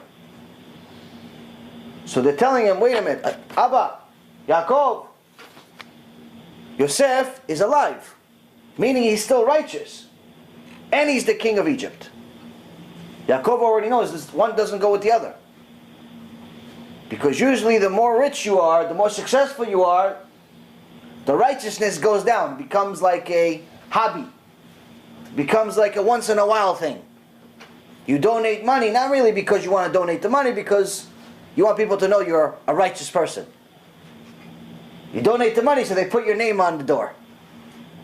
So it looks like you're a righteous person. Not really because you're a righteous person. You don't really care about those little kids that can't eat.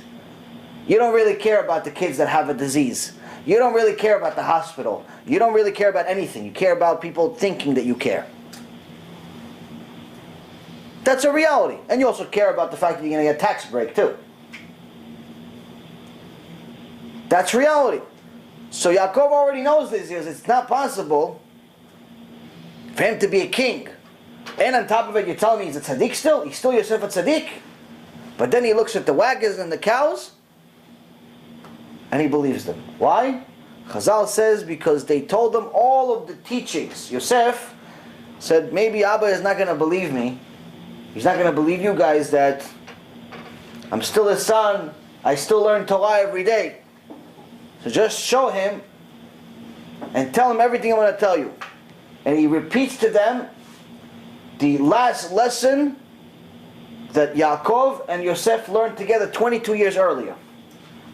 And he repeated to them the entire shiur.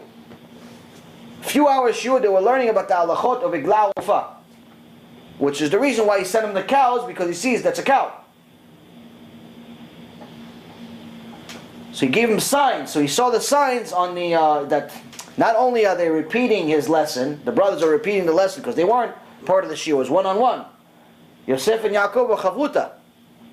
They studied together. So the brothers never heard the shiur. So now all of a sudden he's telling them the shiur of everything that Yosef learned 22 years earlier. And he also sent them these special carriages showing them this is what we learned about. So he says, my son is alive. So Yosef studied Torah. Still studying Torah. While While he's a Viceroy. Studies oral Torah. In those days there was no written Torah, it was only oral Torah. Right. So now, Yaakov says, okay, so we're going to go down to Egypt, but then he does something interesting. He tells Yehuda, the leader of the tribes, he took leadership after Reuven made a mistake,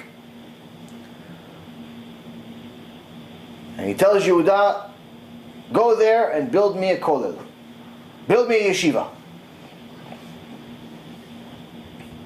Now you would think, okay, I'm bringing 70 people with me. What do we need? We need a house. We need a grocery store. At least a deli. Place to go to the bathroom, a place to shower.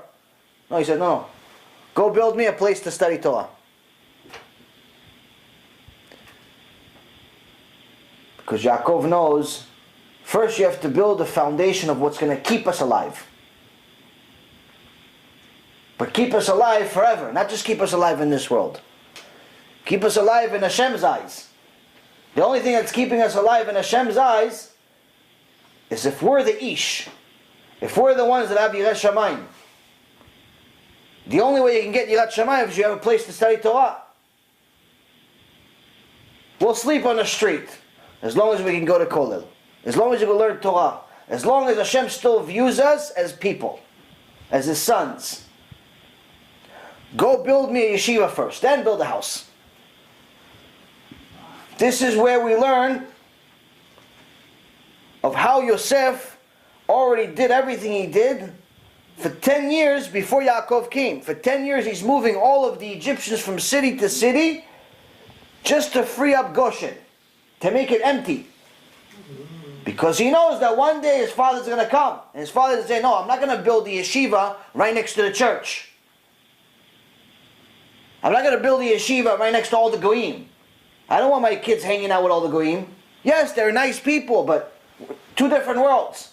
They want to eat pork, we eat kosher. They want to go dancing on Friday night, we want to go to Beit Knesset on Friday night. They say they don't need to do anything, we have to do everything. Two different worlds. I know that my father wants to have a place where we can learn Torah comfortably.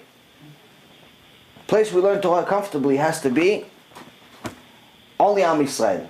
So for 10 years, Yosef is moving people from place to place so they don't catch on, and little by little, the city of Goshen becomes empty.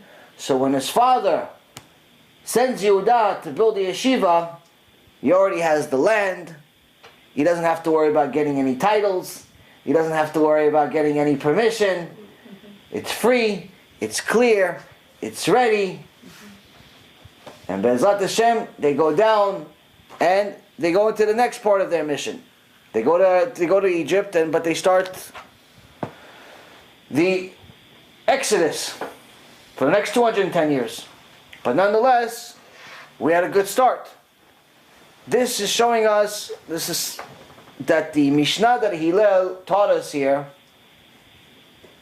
all has a foundation in the Torah. It all connects to the parasha. It all connects to every parasha. It all connects to every single word. You just have to have the siyat b'ishmaya to connect all of them.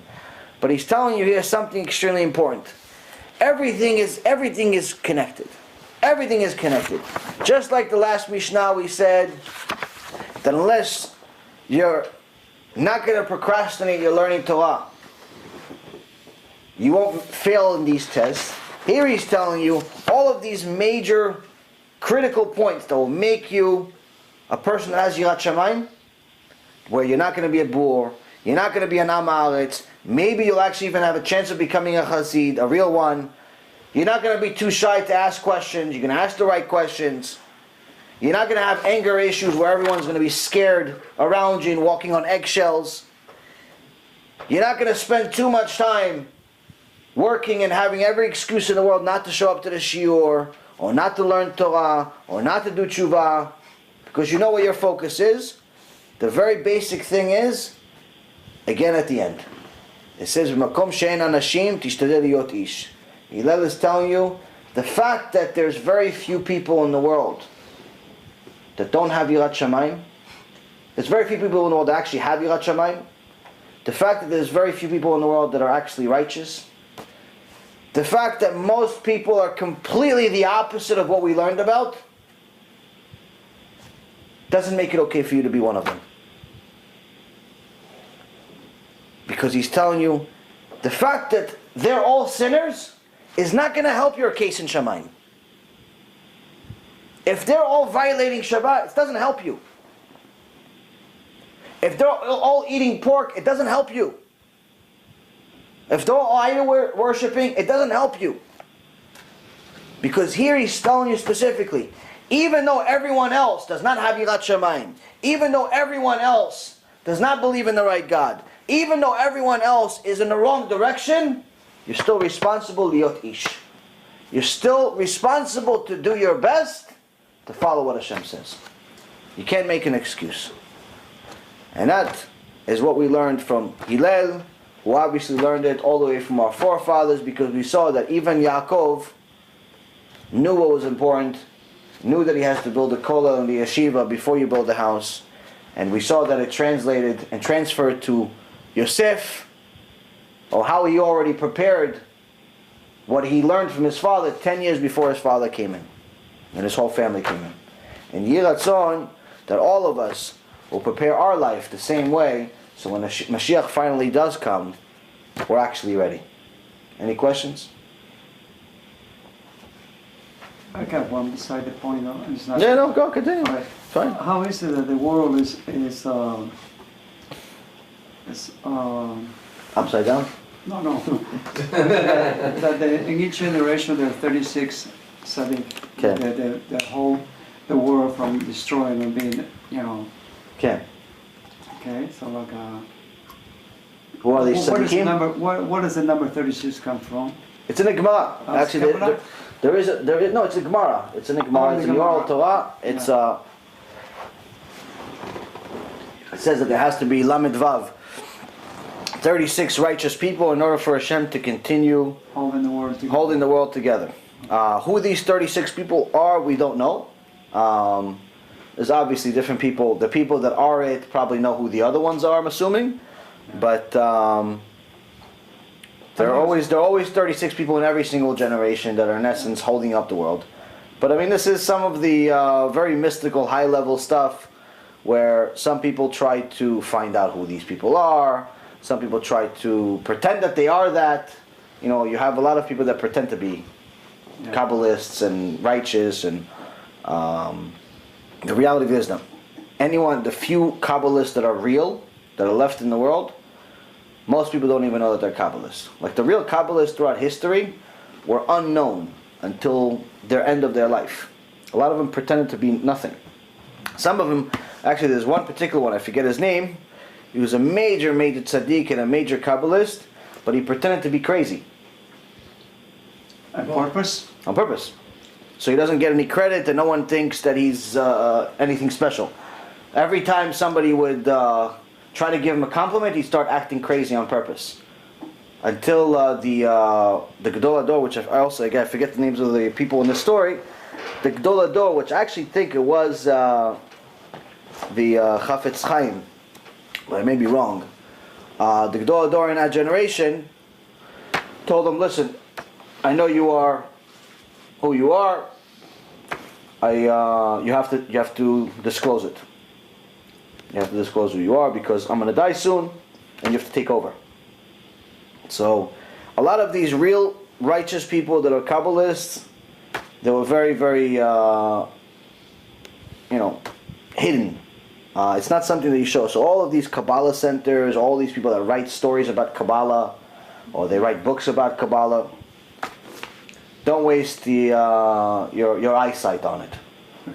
Don't waste your eyesight on it. Don't waste your ears on it. Like I said, for us to have even a small chance of making it when Mashiach comes, making it when our own personal judgment day comes, B'ezrat Hashem after 120, is being basic level Jews. Kabbalah is not going to help any of us. Because we're not at that level. To be a Kabbalist, you have to be more than Chassid. We're not even Am HaAretz yet. You understand? I understand. So that's the reality. I'll give you an understanding of, like, it's not just Kabbalah, it's like the wisdom of the sages is beyond our comprehension. So to give you small understanding, there is a Ma'aril Diskin, story about Ma'aril Diskin. It's a major tzaddik, huge chacham, but not regular wisdom. Like we think chacham is like someone that maybe remembers a few books by heart, or someone that speaks a bunch of languages. That's what we think is a chacham. The Ma'aril Diskin was known as someone that can look at a tree and within a few moments he knows exactly how many leaves are on the tree. Amazing. So some people didn't believe it. So one time a student asked the Rav, Rabbi, how many leaves are on this tree? And the Rabbi looked at the tree and he gave him some big number. So then the Rabbi left, and the students were talking amongst each other like, yeah, but how do we know he's right? Like he just said a big number. Like we didn't actually count the leaves. How do we know he's right? So one of the students was clever. He's like, okay, you know what? This is what I'm going to do. I'm going to take off 10 leaves. I mean, there's 50,000 leaves here, he said. He has 47,812 leaves. I'm going to take off 10 leaves. I'm going to take off 5 leaves. Let's see if he gives us the same number again. So they took off the leaves. The rabbi came back a little later. Like, oh, Rabbi, can you remind me, how many leaves are on this tree? He goes, oh, it's the same number I gave you before, minus 10. Amazing. Wow. Wow. You understand? So that is Chokhmat Chazal. That is a wisdom that's to us beyond nature. Beyond nature. So when you talk about Kabbalah and people that deal with Kabbalah, these are people that are not just smart. These are people that they can change nature. They do things that are unnatural. I have a friend who's an Avrech with the same kollel as Rav Ephraim. He doesn't do it often, but he knows a little bit of Kabbalah. He's able to bend metal with his mind. Like you take a spoon, you look at the spoon would bend. But you only show it to people that know him really well, that he studies with them all day. He doesn't go and, a circus show. Now, he doesn't do it in front of people because even though he can make money off of it or this, that's not for that. People that really know Kabbalah, which there's very, very few, they don't deal with it for that. They do things to show the power of Hashem. It has nothing to do with them. They're humble people, they're pure people. So, all of these people that are running this multi-billion-dollar operation, Kabbalah Center, or selling the books, first of all, a lot of them are not even Jewish. Oh, really? Yeah, a lot of them are not even Jewish. Bechlal, nothing. They're not even Jewish. Then you have other ones that are Jewish, but they're kofrim. They're complete heretics. They don't follow, they don't keep Shabbat, they don't keep nothing. So, it's all capitalism. It's all money. The reality of it is that in order for us to live good lives, enjoy both this world and the next, it's the basic level Judaism. Nothing more, nothing less. So you remember that story you told us when you went to Israel last year? Huh? You said the place you were, the hospital was across there. Oh yeah. So, Yeah, across the street from in Jerusalem, Rav Ephraim lives in a place called Har Nof in Jerusalem, which is a few buildings away from, maybe 3-4 buildings away from where Rav Ovadia Yosef used to live. A few buildings away, but across the street, like you have all these buildings, apartment buildings. Right. Across the street, there's a huge fence, and it's a big area that's surrounding this, complex. What is this complex? It's a hospital. It's a mental institution. But what's this mental institution doing in the middle of Jerusalem? I mean, there's plenty of places to put a mental institution in. Right. Why over there? Because this mental institution is for people that went crazy from learning Zohar, learning Kabbalah, and they weren't ready for it. But I thought even to have a sword in your house with you is a blessing and it changes. Having a book in your house and learning it are two different things. Again, also learning it and learning it. Talking about Zohar. Yeah, learning it. Kabbalah is part of the Zohar. Yeah. Learning it, the real Zohar, and learning just a few words, two different things. Most people don't know how to read the Zohar. It's a completely different language. And when you're really dealing with deep Zohar and Kabbalah, it has to do with saying angels' names, God's names. I'll show you a few things. I'll show you guys something that this is. More than Don't think that I am Kabbalah anything. This is just something that I learned with Rav Ephraim, just to give you an understanding of what it is. Okay, this right here, this page, this is the basic foundation of all Kabbalah. Yeah. And it's different names of God. The The 72 Yud, Hey, Vav, Hey. Then you spell out the word Yud, and then spell out the word Hey, and so on. It's the basic level, basic foundation of all Kabbalah. Based on the 72 names? Yeah, to some extent, I guess, yes. Now, this is completely illegible, not to me and to anyone else. But if you delve into things like this, and you're not ready, you start saying God's name, and you're not ready to say the certain name, or you start saying one of His angels' names, and your soul is not pure enough to say that name, that angel will hurt you. Oof. He'll take it offensively. Who are you to say my name? Wow. So the people that went crazy didn't go crazy because it was so amazing that they went to a different world. No, it's punishment. You have to be an ultra pure soul to learn Kabbalah. You have to be ultra pure soul to learn Zohar. It's not for everyone. Yes, there are basic things you can learn from the Zohar, like things that it says, that we even mention in lectures. You know, things that it says, commentary that it says about Parashá HaShavua, commentary that it says about certain halachot, commentary that says about certain things that have to do with day-to-day life. Yes, there are certain things you can learn, and there are certain things that certain rabbis teach. Very basic stuff. But it's like very, very basic stuff. Honestly, for anyone that likes mystical stuff, I have a student, his name is Sunny, I think I mentioned him earlier. He loves mystical stuff. And really, if somebody likes the mystical stuff, they don't need to go to the Zohar. Gemara has more mystical stuff than you can imagine. Go to the Gemara. If not that, you want something simpler, go to the Midrash. The real commentary behind the scenes of what happened in the Torah, it's called the Midrash. It's huge. It's endless, hundreds of books. It's better than any comic book you'll ever read.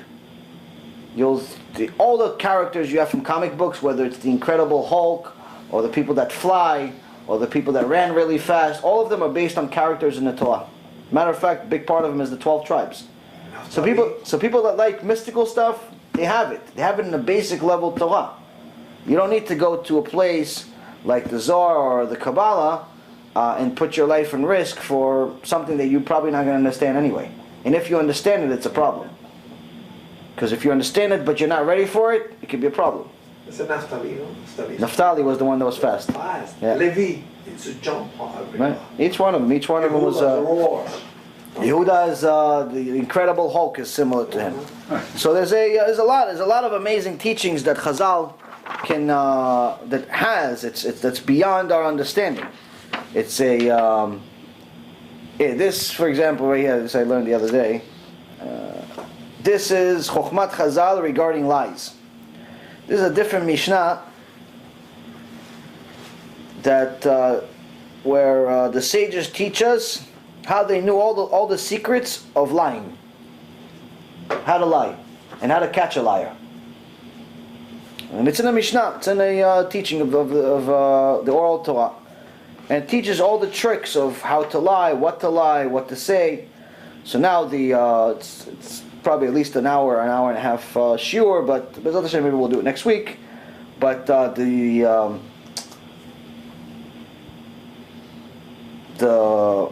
big question was, Rabbi Yochanan asked, should we teach this? Should we teach how to lie? And it said a famous saying, Oy li im omar, oy li im lo omar. Woe to me if I say it, woe to me if I don't say it. Why? Woe to me if I say it, and maybe the wicked, crooked people are going to learn this Mishnah, and they're going to learn how to lie. They're going to learn that we know all their tricks. But oily, and we don't say it, and woe to us if I don't say it, and then these wicked people are going to think, oh, these religious people, they don't really know anything. They just know some stories about Avraham Avinu. They don't really know the streets. You know how people say he was street smart? Yeah. He's street smart. No, he's not book smart, but he's street smart. Like they think it's like a privilege. Everybody's street smart these days. No one is book smart. No one knows how to read Bichlal, but everybody's street smart. The reality of it is that if you're a Talmid Chacham, someone's a Talmid Chacham, someone that's glued to the Torah, a real Talmid Chacham knows everything. Knows the street, knows the courtroom, knows the books, knows everything. Knows science, knows medicine, knows everything. Someone that's a real Talmid Chacham has extensive knowledge about all subjects. And he's not one of these people that, there's plenty of people that pretend to be smart. They read a lot of different books, so they know a little bit about a lot of things. So to the average person, they seem very smart. Because the average person doesn't really know much about much. The average person knows a little bit about some things. But some people read a lot of books, but it's about different subjects. So they know they have something to say about everything. You ask them, do you know anything about science? They could, give you 3 facts about science. Which to you is like, wow, I didn't know those 3 facts.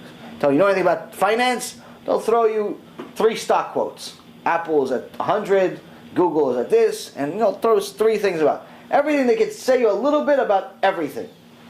So to the common person, this person seems like he's really, really smart. In reality, he's not. He just knows a little bit about a lot of things. A Talmid Chacham knows a lot about a lot of things. Meaning he's an expert in multiple subjects. In a secular world, the best place you can get to is knowing a lot about few things. 1, 2 subjects. You're an expert in, let's say, medicine, and maybe, let's say, I don't know, psychiatry or something, because it's a related field. Yeah. You're an expert in law, and maybe also in immigration. You know, it's an expert in like something that's connected. In the secular world, that's the best you can get. Something that is related. Right. Correct, yeah. It's usually a lot about very, very few things, and usually those few things are connected. But a Talmid Chacham, a real person that's connected to the Torah, you learn everything in the Torah. There's no such thing as street smart in the Torah. It's just knowing the world. Knowing who's a liar, knowing who's honest, knowing what's true and what's false. So, there's actually, so the conclusion of this Mishnah is they ask themselves, should we teach it or should we not teach it? If we teach it, people are going to learn from it. If we don't teach it, people are going to think we don't know. And Chas v'Shalom, they're going to think that the Torah is lacking. The Torah is only stories. So what was the conclusion? The conclusion was we teach it. Why do we teach it? Because we use the verse from the book of Hosea, chapter 14, verse 10, where it says that who is wise and will understand their things? Who is understanding and will know them? For the ways of Hashem are straight. The righteous will walk in them, and the sinners will stumble over them. In so many words, the prophet is saying, Hashem's ways are straight. We teach what's straight. The righteousness is what's going to help the righteous people. The sinners, we don't care about what they do. They could use our tools as much as they want, but eventually they're going to stumble over it. They can learn what we teach here in the Mishnah of how to lie and think that they're smart, but in reality, this is only going to go against them in the end. So we don't stop ourselves from teaching because somebody may use it the wrong way. This is part of the Torah, we teach it. This is also the same thing when it comes to the most uncomfortable issue in Judaism today, which is intimacy. People don't want to talk about it. People don't want to talk about wasting seed. They don't want to talk about these private, these issues. But in reality, there is actually teachings in the oral Torah of how to even do that. How to be intimate. There's rules for everything. Hashem, when He created the Torah, it's not lacking anything. It's from the minute you open your eyes until the minute you close your eyes. Everything is in the Torah. Everything is in the Torah.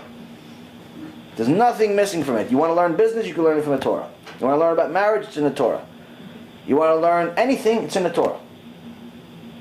So, that's why I say all the time that very, very few people in our generation actually know what the Torah is. Most people think it's just a bunch of stories. The great thing about it is that the more we read it, we can read it 100 times, and we're going to learn 100 new things. Oh yeah, it's like every seeing a time. movie 3 or 4 times, you always see something. There's always something that impact you. 100%. With the Torah, it's it's endless amount. You read the same Parashah 1,000 times, you're still going to learn something You're new. going to learn something new always. It's endless. It's endless. Baruch Hashem. Anything else? Baruch Adonai Le'olam. Amen ve'amen. Amen. Todah, todah. Thank you, Rabbi.